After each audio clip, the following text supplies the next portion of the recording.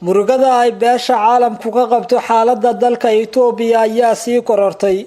Ra'iisul Wasaaraha dalka Suudaan ayaa ku wargeliyay beesha caalamka inuu doonayo inuu dhexdhexaadin degdeg ah ka dhex sameeyo kuwa ku dagaalamaya gudaha Itoobiya. balse ra'iisul wasaaraha dalka Itoobiya Abiy Ahmed ayaa hadalkaasi gaashaanka ku dhiftay. TPLF ayaa qabsatay magaalooyin muhiim ah waxayna ku sii siqayaan goobo kaleete oo ay ka arrimiyaan qoomiyadda Amxaarada. xaaladda ayaana u muuqatay inay faraha ka sii baxayso. ku soo dhawaada warbixin gaar oo aynu ku eegayno tillaabooyinka beesha caalamka, doonitaanka Suudaan iyo ka hor imaashaha Abiy Ahmed iyo xoogagga TPLF iyo ruqaansigooda cusub. marka hore waxaynu ku xusuusinaynaa inaad page-kan rukubato oo aad leegsaato follow dhahdo oo aad share garayso warbixinadeena linkigeena hoose raac oo hermal warba warar joogta oo xaqiiqda ku saabsan mahadsanid. aynu ka horeyna xaalka Itoobiya. fallaagada hubaysan ee kooxda TPLF ayaa waxa ay gudaha u galeen magaalooyin dhowr ah oo ay gacan ku hayntooda la wareegeen. waxay ku sii siqayaan goobo kaleete. cabsida Itoobiya ayaana cirka isku shareertay. qoomiyadda Amxaarada waxaa la soo wariyay in dagaaladii ugu dambeeyay lagu jabiyay. waxay TPLF qabsatay magaalada qadiimiga ee lagu magacaabo Lalibela, taas oo ay ku yaalaan goobo taariikhi oo caalamku si weyn u xushmeeyo. magaaladan waxaa ku taala kaniisadii la dhisay qarnigii 13aad, taas oo ka samaysan buuro la qoray sida ay ku waramayaan xeeldheerayaasha aaminsan in magaaladan ay tahay magaalo laba taabtaan ah. halkan waxaa barakaysta oo qadariya malaayiin Kirishtaan ah kuwaas oo si weyn isha ugu haya duulaanka cusub ee TPLF. waxaa la soo wariyay in dhammaan dadkii magaaladaasi deganaa iskaga carareen. boqolaal qofood ayaa ku dhintay duulaanka cusub ee TPLF ay ku qaaday gobolka Amxaarada. ciidamada dawladda Itoobiya iyo kuwa qoomiyadda Amxaaradu iminka waxay u muuqdaan inay u itaal waayeen inay iska caabiyaan kooxda TPLF. waxaa la arkayay kooxda oo gaadiid wata kuwaas oo jiiraya goobo muhiim ah si ay u gaaraan magaalooyin hor leh. dadka ayaa muujiyay in cabsida oo sii kordhaysa ay muujinayso in xaalka Itoobiya iminka uu isku sii bedelayo mid ay ka dhalan karto xaalad macaluuna iyo xasuuq dhanka beelaha ah. waxaa sidoo kale la xaqiijiyay in dhammaan ay faraha ka baxeen awoodihii dawladnimada. dhanka kale ra'iisul wasaaraha dalka Suudaan oo ka duulaya xaaladda cakiran ee Itoobiya ayaa si degdeg ah u dalbaday in lagu soo wareejiyo inuu dhexdhexaadiyo dhinacyada kala duwan ee ku dagaalamaya dalka Itoobiya.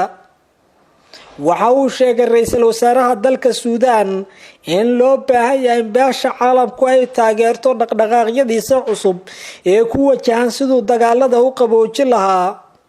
dagaalada oo sii daba dheeraanaya, ra'iisul wasaaraha dalka Suudaan waxa uu sheegay in lagu joojin karo oo kaliya in dhinacyada ay xabadda joojiyaan kadibna la helo dawlad loo dhan yahay. ra'iisul wasaaraha dalka Suudaan hadalkiisa durbadiiba waxaa ka falceliyay ra'iisul wasaaraha wadanka Itoobiya Dr. Abiy Ahmed.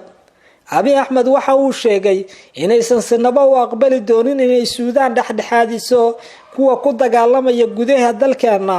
sababta ayuu ku sheegay in Suudaan iyo Itoobiya ay u dhaxayso xiisad culus. ra'iisul wasaaraha dalka Itoobiya waxa uu sheegay inaysan suurtagal ahayn in Suudaan ay dhexdhexaadiso dagaalada ka taagan gudaha dalka Itoobiya. Suudaan iyo Itoobiya oo xiisadoodu cirka isku shareertay tan iyo markii ay Suudaan diiday biyo xireenka webiga Niil ay ka sameynayso Itoobiya. sidoo kale tana xoogagga ciidamada dalka Suudaan ay qabsadeen goobo hor leh oo ku taala xuduudka Itoobiya ay la wadaagto dhanka Suudaan, halkaas oo la sheegay in goobo dhan lagala wareegay dawladda Itoobiya. ayaa haddana waxay xaaladdu u muuqataa in ra'iisul wasaaraha dalka Suudaan uu si jees lagu doonayo iminka inuu dhexdhexaadiyo kuwa ku dhex dagaalamaya gudaha dalka Itoobiya.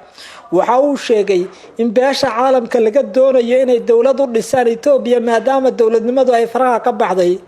waxa uu sheegay in Suudaan ay dhibaatooyin ka soo gaarayso dagaalada Itoobiya, waayo waxa uu yiri dad badan ayaa ka soo barakacaya gudaha Itoobiya kuna soo qulqulaya dalka Suudaan. ra'iisul wasaaraha dalka Itoobiya wuxuu ku wargeliyay beesha caalamka inaysan Itoobiya yeeli doonin faragelin heshiis sidoo hadalka u dhigay. xaaladda ayaa laga dayrinayaa waxaana sidoo kale la soo wariyay in gargaar loo baahan yahay goobaha ay dagaaladu ka dhaceen in dadka la gaarsiiyo ka barakacay. inkastoo oo gargaarka hore ee Itoobiya u diiday qaarkiis oo ay ku eedeysay in kooxda TPLF ay hub u geeyaan, haddana markan waxay xaalku u muuqataa in gargaarku yahay lagama maarmaan. Ra'iisul Wasaaraha Itoobiya iyo xukuumaddiisa ayaa ku eedeeyay qaybo badan oo ka mid ah hay'adaha gargaarka inay si hoose hubka ugu geeyaan kooxda TPLF ee dagaalka kula jirta dawladda. si kastaba ha ahaatee, xaaladda Itoobiya ayaa u muuqata inay sii liidanayso. beesha caalamku waxay ka rajo xun yihiin sida loo wajahayo. Ra'iisul Wasaaraha Itoobiyana wuxuu iska indhatirayaa in gacantiisa ay Itoobiya ku burburayso. mar walba iyo saacad walba halkan ugula saaxiib page-kana dhaafin adigoo leeg saarin follow dhihin siina share gareyn asxaabteena meel walba aad joogtiin mahadsanidin.